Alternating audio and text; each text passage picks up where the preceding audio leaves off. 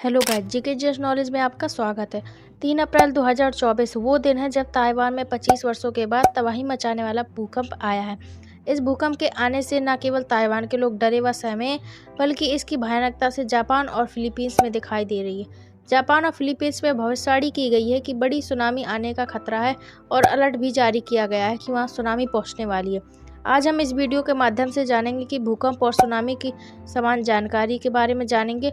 Japan और उसके आसपास के क्षेत्र में भूकंप और ज्वालामुखी की घटनाएं ज़्यादातर देखने को मिलती है। ऐसा क्या खास बात है उस क्षेत्र के एरिया में? तो पहले हम इस पॉइंट पर चर्चा करेंगे कि जिसे हमें पढ़ना है। पहले हम इस खबर पर चर्चा करेंगे। सेकंड में हम जानेंगे कि भूकंप और सुनामी क्या होता है। इसके बाद जापान क्षेत्र में क्यों खतरा है भूकंप का, ये देखेंगे। इसके लास्ट में हम देखेंगे कि भारत के भूकंपीय क्षेत्र क्या है।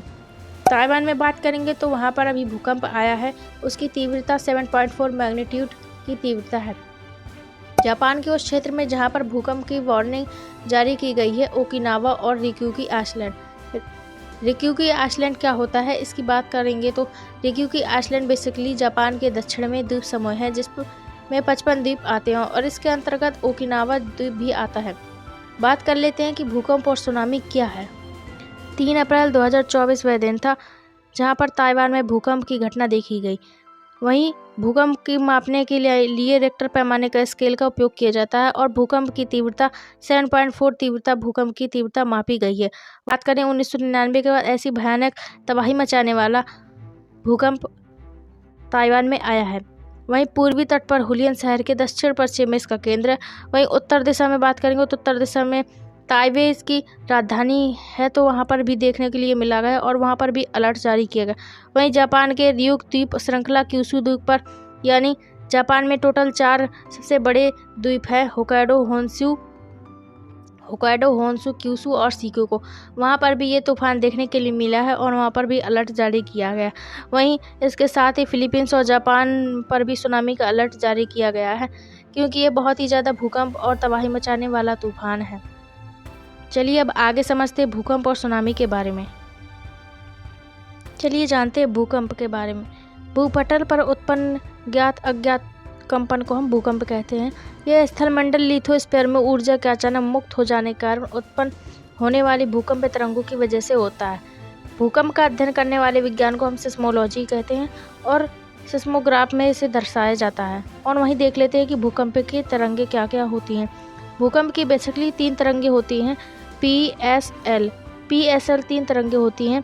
तो एक बार देख लेते हैं प्राथमिक तरंगें।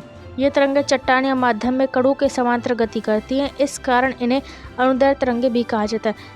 ये तरंगें सबसे तीव्र गति वाली होती हैं और ये तरंगें तीनों तरंगों से सर्वाधिक तीव्र गति वाली होती हैं और ये तरंगें ठोस तथा तरल दोनों माध्यम से गति कर सकती हैं, परंतु तरल माध्यम में इनकी गति मंद पड़ जाती है। तो यहाँ पर हो जाएगी प्राथमिक तरंग हो जाएगी। इसके आगे अब देखते हैं द्वितीयक तरंगें क्या होती है। ये तरंगें चट्टान या माध्यम में कणों के समकोण पर गति करती है, इस कारण इन्हें अनुप्रस्थ तरंगें भी कहा जाता है। वहीं बात करेंगे तो ये प्रकाश तरंगें P की तरंगों की तुलना में कम गति करती हैं और ये थोड़ी तुलना में कम होती हैं। वह ये P तरंगें ज़्यादा अधिक तेजी होती हैं और तीव्र होती है, ये उससे कम होती हैं।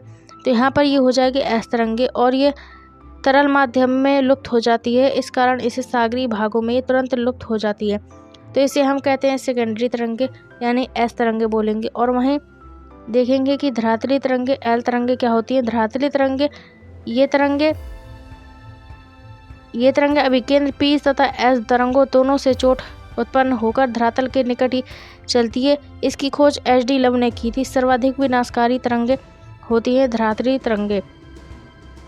ये तरंगें ठोस व तरल दोनों माध्यम में गति कर सकती हैं। अब देख लेते हैं भूकंप के मापन। यहाँ पर आप देख सकते हैं कि भूकंप तरंगें दी हुई हैं और उनका व्यवहार दिया हुआ है। ये P, S और L दी गई। अब देखते हैं भूकंप के मापन। भूकंप को मापने के लिए किसकी आवश्यकता होती है। बेसिकली भूकंप को मापने के लिए सिस्मोमीटर या सिस्मोग्राफ की वैज्ञानिक उपकरण है जिसे हमें आवश्यकता होती है और भूकंपीय तरंगों की तीव्रता को मापता है, जबकि सिस्मोग्राफ एक ग्राफ पेपर है जिसमें भूकंपीय तरंगों का अंकन किया जाता है। वहीं इस भूकंप की तीव्रता 7.4 मापी गई है, जो अभी हाल ही में ताइवान में आया है। इस स्केल का आविष्कार चार्ल्स रिक्टर ने किया था। इससे तूफान को रिक्टर स्केल में मापा जाता है और इसकी 7.4 मापी गई थी तीव्रता, और जिसमें 1 से 10 तक अंक होते हैं रिक्टर स्केल में। और इस स्केल में अगली इकाई पर पिछली इकाई की तुलना में 10 अधिक गुना तीव्रता रखती है इसकी तरंगे।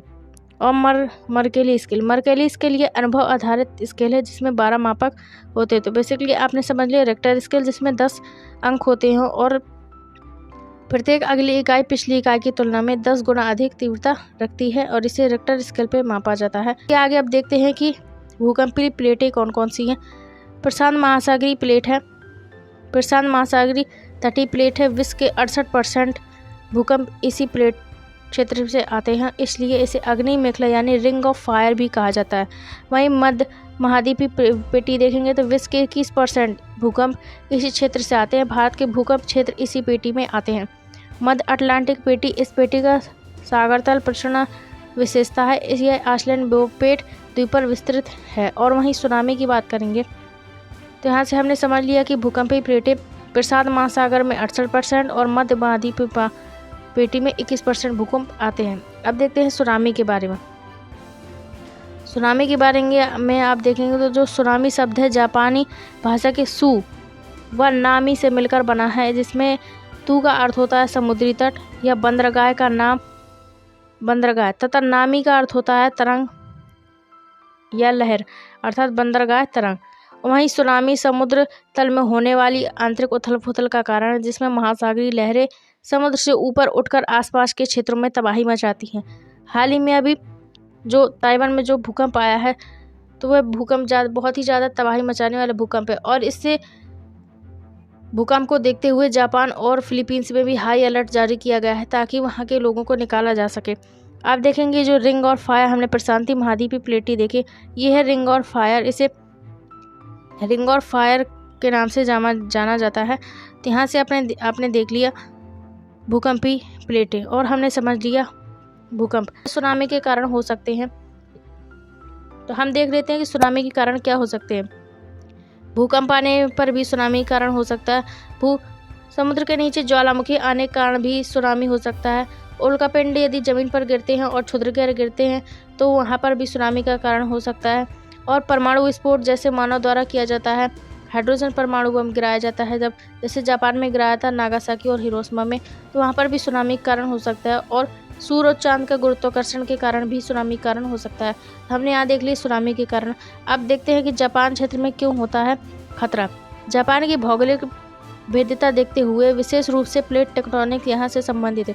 कई प्रमुख प्लेट टेक्टोनिक यहाँ पर अभिसरण है। इस जापान की प्लेट में परस्पर प्राथमिक टेक्टोनिक प्लेटें हैं। प्रशांत प्लेट है, फिलीपींस सागर प्लेट है, यूरेशियन प्लेट है, उत्तरी अमेरिका प्लेट है। इन सभी प्लेटों को मिलाने से जब प्राथमिक प्लेटें नीचे घुस जाती हैं और पतली लेयर नीचे चली जाती हैं और ऊपर उठ जाती हैं तो उथल पुथल के कारण यह तूफान का रूप ले लेती है और वह बाहर धरातल में आ जाती हैं। तो यहाँ से हमने देख लिया आज भूकंप के बारे में जो ताइवान में आया है। तो ये बहुत ही ज़्यादा इम्पॉर्टेंट हो सकता है अपकमिंग एग्जामों के लिए। तो आप इस वीडियो में पूरा देखिए और बार बार देखिए ताकि आपको पूरा समझ में आए। तब तक के लिए मिलते हैं नेक्स्ट वीडियो में। तब तक के लिए धन्यवाद। Thank you so much. जय हिंद।